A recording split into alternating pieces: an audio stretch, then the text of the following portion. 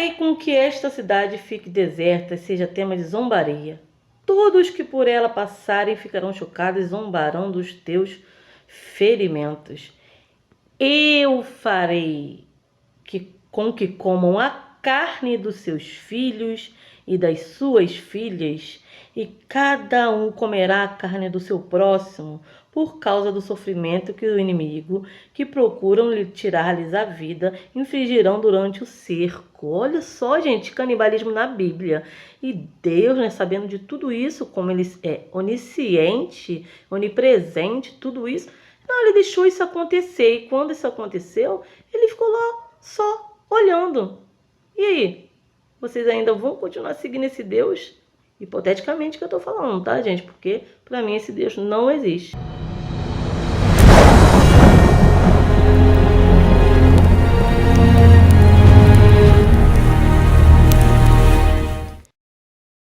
Saudações cristãs a todos os irmãos no Brasil e no mundo e aqueles que visitam este canal, sejam bem-vindos. Meu nome é Marcos Lopes.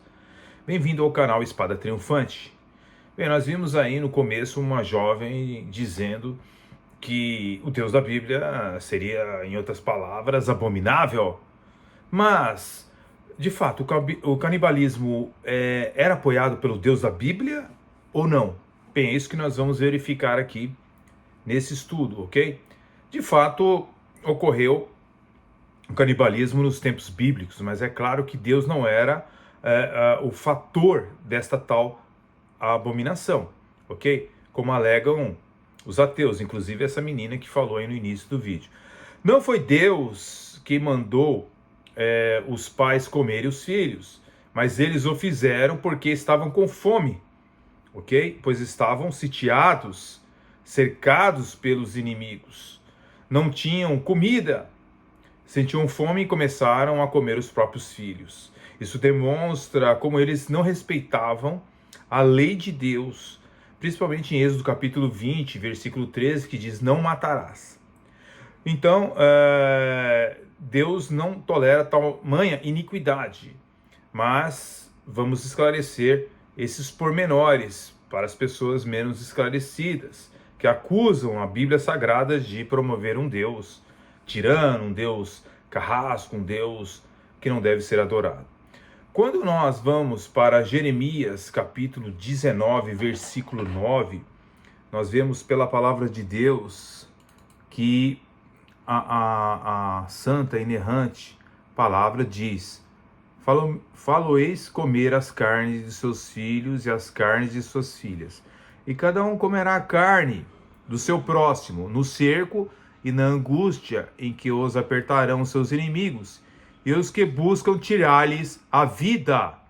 Então nós vemos aqui um versículo que parece que é o próprio Deus, né, que está fazendo esta iniquidade. Olha, eu vou fazer vocês comerem a carne dos seus próprios filhos, mas isto, queridos, de uma forma indireta. Deus não é o autor direto do mal. Ele faz muitas vezes o mal, mas nunca a sua natureza se contamina com o mal. Sempre são agentes secundários que atuam nessa manifestação de Deus. É isso que os ateus, né, e muitas pessoas não entendem em nossos dias, né? Por isso que quando nós lemos versículos das Escrituras, parece que é o próprio Deus que está fazendo. Mas nós vemos que Deus está se relacionando à iniquidade dos seres humanos. Observamos que Jeremias 19, verso 9, né, e Levíticos capítulo 26, versículo 19, aliás, versículo 29, descrevem situações semelhantes, né, nas quais vemos os detalhes que nos chamam a atenção. Eu farei com que comam a carne dos seus filhos e das suas filhas.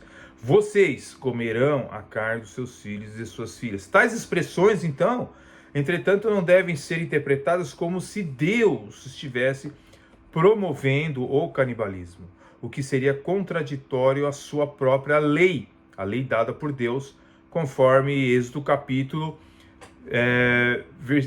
20, versículo 13, né, onde diz, por exemplo, não matarás. Acontece que, após o dilúvio universal, Deus deu permissão a Noé para comer carne, né? Nós vemos lá em Gênesis capítulo 9, versículo 3, diz: tudo quanto se move, que é vivente, será para vosso mantimento.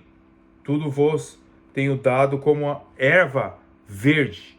Ou seja, então, no entanto, Deus especifica que esse alimento não inclui, evidentemente, os seres humanos, ok? As pessoas são tratadas de maneira muito diferente dos animais, conforme Gênesis capítulo 9, versículo 6.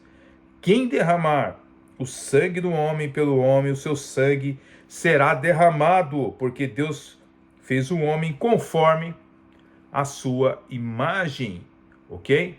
Então, o canibalismo, ele é mencionado várias vezes nas escrituras. Você vê em Levítico 26, verso 29, Deuteronômio 28, dos 53 ao 57, Jeremias 19, versículo 9, e Ezequiel, capítulo 5, verso 10, por exemplo. Mas, em cada caso, a prática do canibalismo é considerada como uma maldição horrível e um ato desumano, um ato de desespero.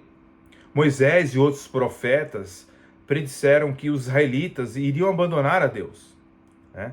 E eles cairiam em uma degradação tão terrível que canibalizariam praticamente seus próprios filhos, né? Essas profecias angustiantes foram cumpridas durante o cerco de Samaria, durante o reinado do rei Jeorão. Segundo Reis, capítulo 6, versículo 28 e 29, diz o seguinte: disse-lhe mais o rei: que tens? E ela disse: esta mulher me disse: dá cá o teu filho, para que hoje o comamos, e amanhã comeremos o meu filho. Cozemos, pois, o meu filho, e o cozemos, mas, dizendo-lhe eu ao outro dia: dá cá o teu filho, para que comamos, e ela escondeu o seu filho. Então, nós percebemos que a degradação do povo de Israel chegou nessa situação. O canibalismo era o horror físico, né, de uma apostasia espiritual, né? O canibalismo foi ritualizado em algumas culturas pagãs como parte de uma cerimônia religiosa ou superstição cultural. Assim, não apenas o ato em si seria errado, mas também a razão por detrás do ato também é errado. Por exemplo, alguns grupos de pessoas comiam a carne de membros mortos da família, acreditando que isso permitiria que os espíritos daqueles que morreram continuassem vivos. Tais ritos canibais não têm justificativa alguma nas escrituras. A Bíblia ensina que o espírito não permanece no corpo, nem vagueia livremente por aí. Um espírito vai para o Senhor imediatamente após a morte, conforme 2 Coríntios capítulo 5, verso 8, ou vai para o inferno para ser guardado até o dia do julgamento, conforme Lucas capítulo 16, versículo 19 ao 26, por exemplo. Matar alguém para cometer canibalismo, né, é um homicídio, inegavelmente errado. Mas e quando canibalizar alguém que já está morto? Ou seja, o necrocanibalismo, né? Ele precisa praticar isso para evitar a fome. Essa não é uma questão totalmente hipotética, pois o canibalismo de sobrevivência realmente já aconteceu. Entre os que praticavam o canibalismo para evitar a fome estão o grupo Donner, em 1846, e os sobreviventes de um acidente de avião nos Andes, em 1972. No entanto, dado que a Bíblia declara que o canibalismo é algo negativo, né, não parece que a autopreservação justifique tal barbaridade. Mesmo nas circunstâncias mais desesperadoras, o canibalismo não pode ser considerado. Em resumo, as escrituras não nos dão um comando direto contra o canibalismo. desde o início, conforme nós vemos aqui em Gênesis capítulo 1, por exemplo, versículo 26 e 27. E disse Deus: façamos o homem à nossa imagem, conforme a nossa semelhança, e domine sobre os peixes do mar, e sobre as aves do céu, e sobre o gado, e sobre toda a terra, e sobre todo o réptil que se move sobre a terra. Criou Deus o homem, a sua imagem, a imagem de Deus o criou, homem e mulher os criou. Deus deixou claro que a humanidade é única e distinta do reino animal.